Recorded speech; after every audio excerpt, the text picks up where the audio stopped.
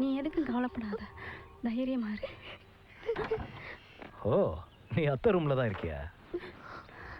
அப்புறம் அத்தை, கல்யாணத்துக்கு இன்னும் 5 நாள் தான் இருக்கு. வாங்க போய் முகூர்த்த புடவை வாங்கிட்டு வந்துருவோம். பிடிக்காத பொண்ணு கல்யாணம் பண்ணிக்க சொல்லி கம்பல் பண்றியே, நீ எல்லாம் ஒரு மனுஷனா? கல்யாணம் பண்ணிக்கிற பொண்ணுங்கள்லாம் பிடிச்சா பண்ணிக்குதுங்க, அப்புறம் போக போக செட் ஆயிடும். இந்த செயினை போடுங்க. போடு.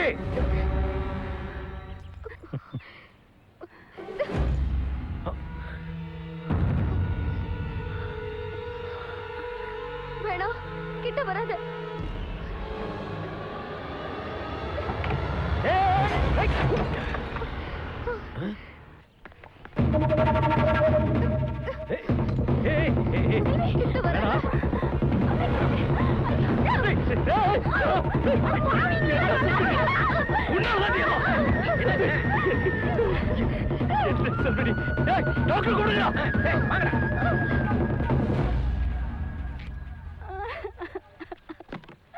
பயப்படாதீங்க பாண்டியன், பிளட் லாஸ் ஜாஸ்தி இல்ல, அதெல்லாம் போச்சுப்பாங்க.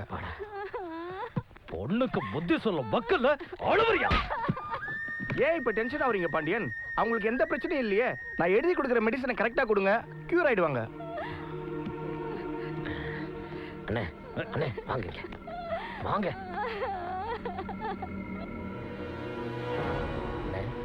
கல்யாணத்துக்கு இன்னும் 5 நாள் தான் இருக்கு. இந்த நேரத்தை அண்ணி இப்படி பண்ணிட்டாங்க. எனக்கு என்னமோ இந்த சமயத்தில் கல்யாணம் பண்ணுறது அவ்வளோ நல்லதில்லைன்னு தோணுது. கோவப்படாதண்ணே, உன் நிலைமை எனக்கு புரியுது. ஒன்று சொன்னால் தப்பாக எடுத்துக்க மாட்டியே. எனக்கு தெரிஞ்ச சாமியார் ஒருத்தர் இருக்காரு, எப்பேற்பட்ட பொண்ணையும் வசியப்படுத்திடுவார். செவனேன்னு அவர் போய் பார்த்தா என்ன? எந்த காலத்துல இருக்க? நீ கோவப்படுவேன்னு எனக்கு தெரியும். இருந்தாலும் அண்ணனுக்காக வெக்கத்தை விட்டு ஒரு உண்மையை சொல்கிறேன். நான் லவ் மேரேஜ், உனக்கு தெரியும். எனக்கு ஏதாவது ஒன்று ஆகி போச்சுன்னா என் பொண்டாட்டி உயிரியே விட்டுடுவான். அதுவும் உனக்கு நல்லா தெரியும். நீ அவளை வசியம் பண்ணி தான் பிடிச்சியா? இல்லைண்ணே, அப்பேற்பட்டவளையே பக்கத்து வீட்டுக்கார் இந்த சாமியார்கிட்ட வசியம் பண்ணி கூட்டிகிட்டு போயிட்டான். அப்படியா? போன வாரத்தில் ஒரு முறை அந்த சாமியாரை பார்த்துருவோமே. டேய், பார்ட்டி வைக்கிறேன்னு சொல்லி எத்தனை நாள் ஏமாத்துவ? சீக்கிரம் வா. யாராவது செத்தாலே பார்ட்டி நிலவிங்க. வேலை வேற கிடைச்சிருச்சு, கேட்கவா வேணாம்? வந்து தொலைங்க.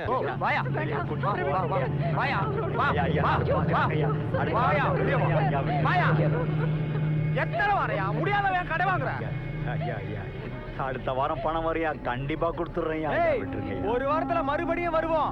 பணம் மட்டும் தரல கண்டிப்பா கொடுத்து. அவ்வளவுதான். கடங்கார பேருக்கு வேஸ்ட் எடுக்கிறான். டேய், பணத்தை திருப்பி கொடுத்துறேன்னு சொல்றேன்ல, அப்புறம் என்ன இப்படி அக்கிரமம் பண்றீங்க? நீதான் முண்டாட்டியா? போலீஸ் ஸ்டேஷன்ல திருடிட்டு போனா திருட எப்படி விசாரிப்பாங்க? சட்டியோட தானே. இவன் பேங்க ஏமாத்தி பணத்தை வாங்கிட்டு திருப்பி கட்டல, பின்ன எப்படி விசாரிப்பாங்க? பாவம் அவரு. அவர் தான் அடுத்த வாரம் பணத்தை திருப்பி கொடுத்துறேன்னார்ல, நான் வாங்கிட்டு வரேன். அவரை விட்டுருங்கண்ணே. சரி, பணத்தை கரெக்டா வாங்கிட்டு போங்க. யோ போங்க.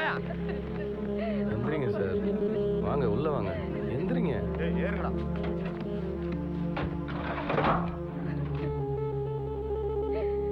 நல்லா போயிட்டு இருந்த பிசினஸ் திடீர்னு நஷ்டமாயிடுச்சு. சக்திக்கு மீறி கடனை வாங்கிட்டு இப்ப அவஸ்தைப்பட்டுக்கிட்டு இருக்கேன். என் மானமே போயிடுச்சு. இப்ப என்னோட நிலைமை என்ன தெரியுமா?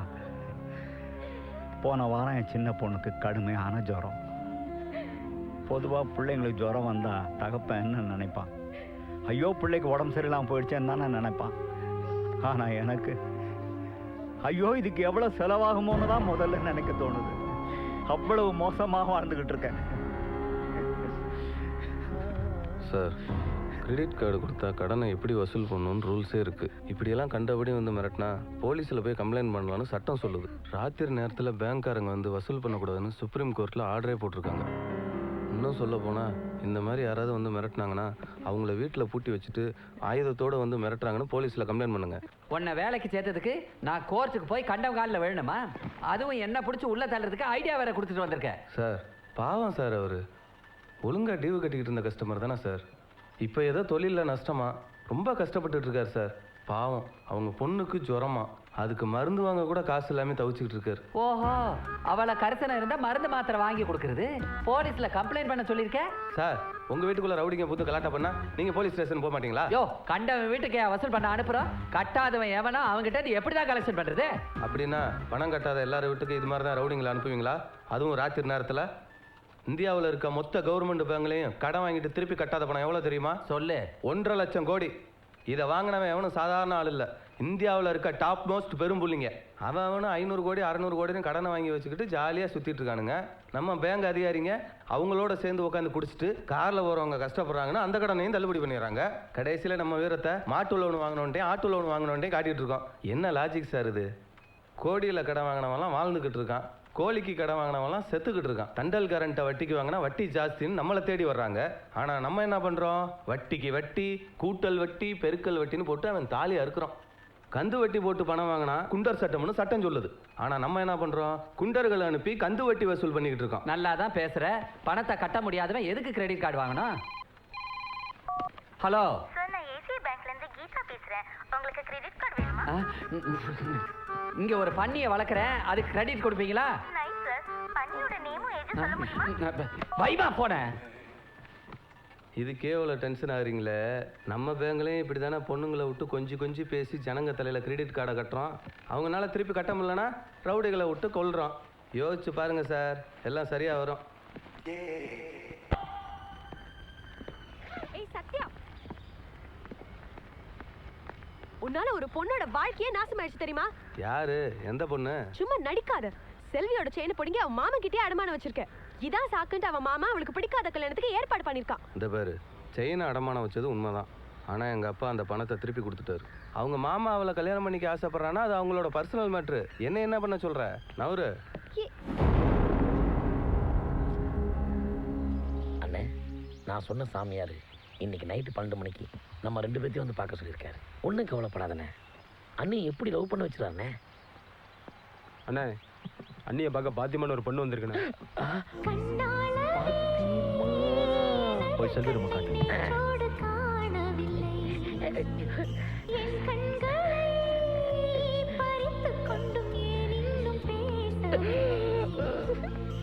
பாத்தியம்மா, பாத்திமா,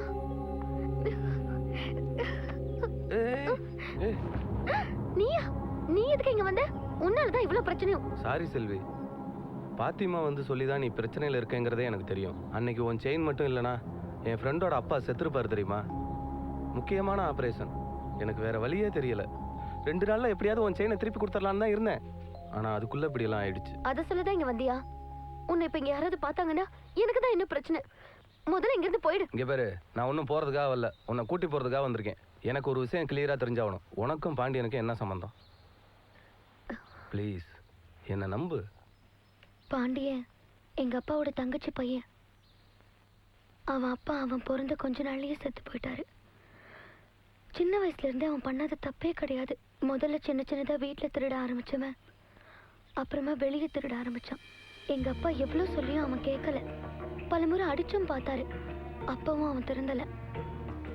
ஒரு நாள் பைக்கை திருடிட்டான்னு போலீஸ் ஸ்டேஷன்ல வந்து பிடிச்சிட்டு போனாங்க. எங்க அத்தை எவ்வளவோ அழுது புலம்புச்சு.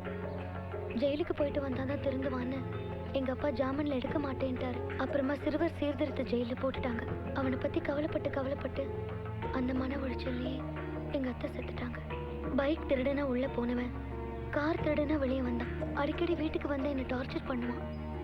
அப்படிதான் ஒரு நாள் வந்தான். என்னத்த சௌக்கியமா இருக்கீங்களா? செல்வி எங்க? செல்வி, செல்வி. டேய், எங்கடா வந்த? திருட்டு போற. என்ன மாமா இவ்வளவு கோவப்படுறீங்க? டேய், என்ன மாமான்னு கூப்பிடாரா? மாமா, எங்க அம்மா வழியில உங்களை மாமான்னு கூப்பிட வேணாம்னாலும் மாமனார மாமான்னு கூப்பிடுறது தானே நம்ம பண்பாடு. அடி சேர்ப்பால எத்தனை தடவை சொல்லியிருக்கேன், எத்தனை ஜென்மம் எடுத்தாலும் ஜெயிலுக்கு போனவனுக்கு என் பொண்ணை கொடுக்க மாட்டேனா? செல்விய பெற்றதுனாலதான் உனக்கு மரியாதை. என்ன விட்டுட்டு அவளை வேற எவனுக்காவது கட்டி கொடுக்க நினைச்சேன்னு வையே, கொன்னுடுவேன்.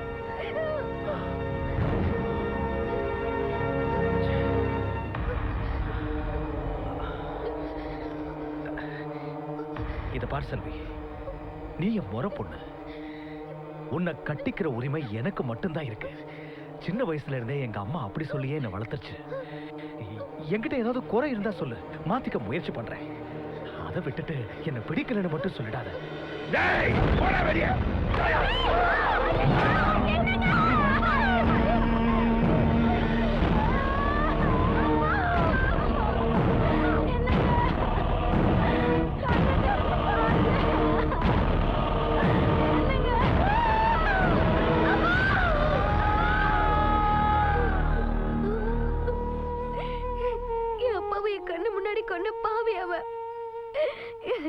போலீஸ் ஸ்டேஷன்ல போய் கம்ப்ளைண்ட் பண்ண வேண்டியதானே? பண்ணோம். போலீஸ் இன்ஸ்பெக்டர் அவன் ஆளு. எங்க அப்பா வழிக்கு விழுந்து அடிபட்டு செத்துட்டாருன்னு கேஸ முடிச்சிட்டான். போலீஸே கை கழுவினதுக்கு அப்புறம் என் சொந்தக்காரங்க ஊருக்காரங்கன்னு யாருமே அவனுக்கு எதிராக வாய் திறக்கல. சென்னையில இருக்கிற என் ஃப்ரெண்டு லதா கிட்ட அம்மா பேசினாங்க. அதான் ஊரை விட்டே போயிடலான்னு பார்த்தோம். அதுக்குள்ள வந்து பிடிச்சிட்டான். இன்னும் 10 நாள்ல கல்யாணம்னு அவனே டேட் ஃபிக்ஸ் பண்ணிட்டான். அதுக்கு இன்னும் 5 நாள் தான் இருக்கு. சாரி செல்வி, நீ அழுவாத. இந்தா இதை நீ வச்சுக்கோ. நான் பிளான் பண்ணிட்டு உன்னை கூப்பிட்றேன். நீ எதுக்கும் கவலைப்படாத, தைரியமா இரு, நான் பார்த்துக்கிறேன். கல்யாணத்துக்கு 5 நாள் இல்லை, 5 நிமிஷத்துக்கு முன்னாடி கூட நான் வந்து உன்னை காப்பாற்றுவேன். தைரியமா இரு.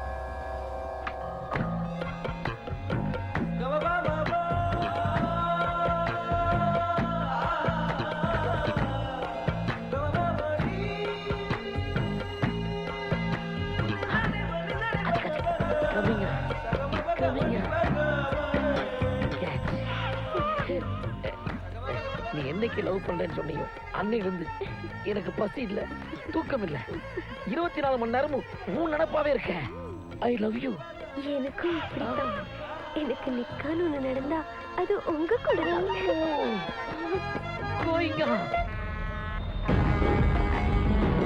ஹலோ, கார் வீட்டுக்கு பக்கத்துல வந்துருச்சு. இன்னும் 2 நிமிஷத்துல வந்துருவேன்.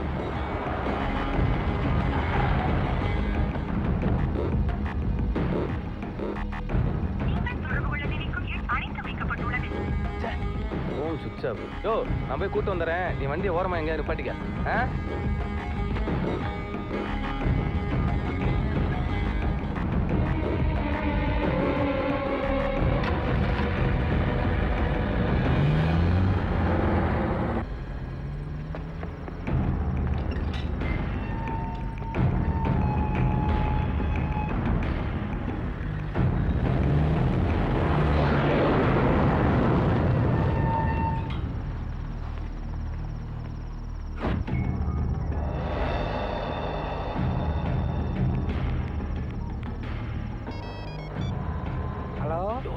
எங்கேயா இருக்க? யோ, நீ பெரிய இடத்துல தான் கை வச்சிருக்க. என்னைய ஆளை விட்டு நான் கிளம்பிட்டேன். அதுக்காக இப்படி பாதிலே விட்டு போயிருவியா?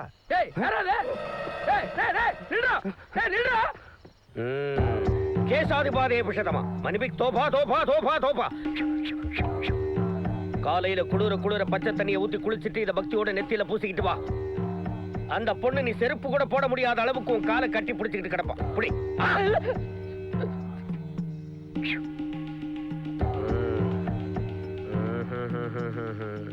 உன் பார்வையில ஒரு சந்தேகம் தெரியுது.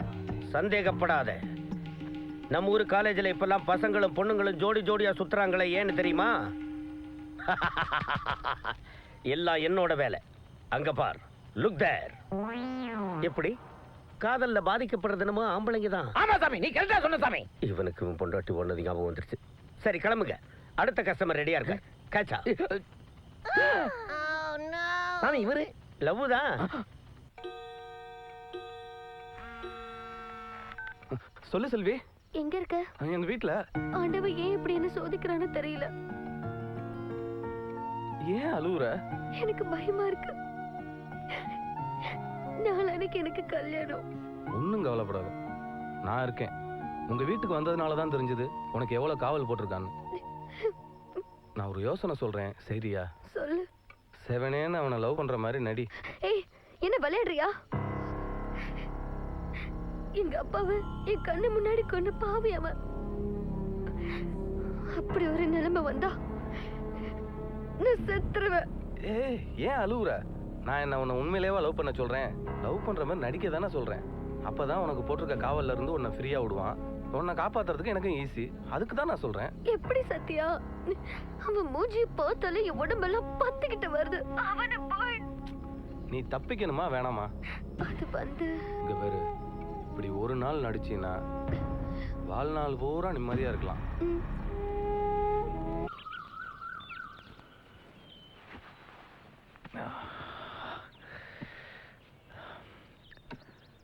சாமி. மாமா கண்ணுக்குள் ஒரு நிலவா, இது ஒரு கனவா, கைக்குட்டை காத கடிதம் எழுதிய உறவா, ஒரு நிலவா, இது ஒரு கனவா, காத கடிதம் எழுதிய உறவா, நாடம் விடவில்லை தொடவில்லை ஏனோ விட இன்னும் வர பாட்டை ஐயர் சொல்லும் தேவையில் தான் பாட்டை. பாண்டிய ஆசீர்வாதம் சுவாமி சடகோமானந்தா. சாமி, செல்வி மாமானு கூப்பிட்டு காஃபிலாம் கொடுக்குது சாமி. ஒர்க் அவுட் ஆயிடுச்சா? என்னடா இது பைத்தியக்காரன் கடிச்சது கோமணத்துக்கு ஆச்சுன்ற மாதிரி. நான் ஏதோ வாயில வந்தது உணர போக அந்த பொண்ணு செல்வி பாண்டியனுக்கு காப்பி பீலாம் கொடுக்குறாளாமே. தாத்தா, இவ்வளவு நாளா எனக்குள்ள இருந்த பவரை நீ ஏன் இது வரைக்கும் வெளியில கொண்டு வராம விட்ட? ரொம்ப தேங்க்ஸ் தாத்தா, ரொம்ப தேங்க்ஸ். சாமி சாமி. பாண்டியா, இதில் ஆச்சரியப்பட என்ன இருக்கிறது? நான் சொல்லும் ஒவ்வொரு வாக்கும் வேத வாக்காகும். மன்னிச்சிருங்க சாமி, உங்க சக்தி தெரியாம நான் சந்தேகப்பட்டுட்டேன். நீ காலத்தை விரயம் செய்யாமல் காவல் களியாட்டங்களை தொடர். சரி சாமி, நானும் தொடர வேண்டும். கண்ணுக்குள் ஒரு நிலவா, இது ஒரு கனவா, கைக்குட்டை காத கடிதம் எழுதிய உறவா, ஒரு நிலவா, இது ஒரு கனவா. என்ன சாமி பாக்குறீங்க? கேமரா எதுவும் ஒழிச்சு வச்சிருக்காங்களான்னு பார்த்தேன். அதெல்லாம் ஒண்ணும் இல்ல. இந்தாங்க. சாமியோட அழகே. சாமி சாமி, என்ன வாழ்த்துங்க சாமி. ஆசீர்வாதா செங்கல்ல பதகா. ஒன்னும் புரியலையே சாமி. செங்கலுக்கு அந்த பக்கம் உட்காருன்னு சொன்னேன். தாயே சாமி, நீங்க என் கண் கண்ட தெய்வம் சாமி. என் குல வழக்க அணைச்சிட்டீங்கன்னு உங்க மேல நான் கோபமா இருந்தேன். எங்க அண்ணனோட குத்து விளக்க எரிய வச்சிட்டீங்க. ரொம்ப சந்தோஷம் சாமி. தம்பி, குல விளக்கோ குத்து விளக்கோ திரி ரொம்ப முக்கியம். இந்த மனிதர்களுக்கு வசியம் பண்றதெல்லாம் எனக்கு இந்த சுள்ளிய நெருப்புல போடுற மாதிரி. இப்பெல்லாம் நான் ஆவிகளுக்கு தான் வசியம் மை கொடுக்குறேன். ஆவிகளுக்கு மை கொடுப்பீங்களா? அது எங்க வச்சுக்கோ? ஒரே குழப்பமா இருக்கேன். குழப்பக பக்த சாமியாரா. இப்போ நீங்க ஸ்ட்ரைட்டா குழப்பறீங்க. குழப்பம் இருக்கிற வரைக்கும் தான் நீ பக்தன் நான் சாமியார்னு சொல்றேன். நீ வந்த விஷயத்தை சொல். சாமி, பாண்டியன் ரொம்ப சந்தோஷமா இருக்காரு. உங்களுக்கு ஒரு பார்ட்டி ஒன்று ஏற்பாடு பண்ணியிருக்காரு. என்ன வயசு? பாண்டியனுக்கு என்ன வயசு? பார்ட்டி எல்லாம் அட்டெண்ட் பண்ற வயசு தானே அப்படின்னு கேட்டேன். அப்ப நீங்க வருவீங்கல்ல? சல்லாபத்தில் ஈடுபடாத சாமியார்கள் யாராவது உணரா? கண்டிப்பாக யாமி எழுந்துருவோம். ஒரு மண்ணும் புரியல சார். கண்டிப்பா நான் வர்றேன்னு சொன்னேன். நான் வரட்டா சாமி? நீ கிளம்பு. சாமியே சாயாடி அப்பா.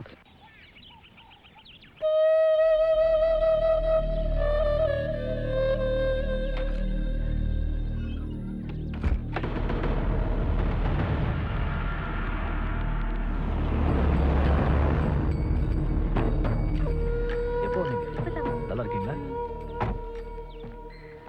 எப்படியாவது அவளை காப்பாற்றணும்னா இதோ செல்விட்டு இருந்து தான் போகணும். சொல்லு செல்வி. விடிஞ்ச கல்யாணம். என்ன பண்றதுன்னே தெரியல. நான் நடிக்கிறேன்னு மட்டும் அவனுக்கு தெரிஞ்சா என்ன கொன்னே போட்டுருவான். இப்படியெல்லாம் எதுக்கு பயப்படுற? கவலைப்படாத. என்ன கதை? வாங்கிக்கங்க, உங்களுக்கு தான். விடிஞ்சாதானே கல்யாணம். அதுக்கு இன்னும் எவ்வளோ நேரம் இருக்கு. எப்படியும் நான் காப்பாற்றிடுவேன். பார்த்து போங்கடா. செல்வி, செல்வி, செல்வி.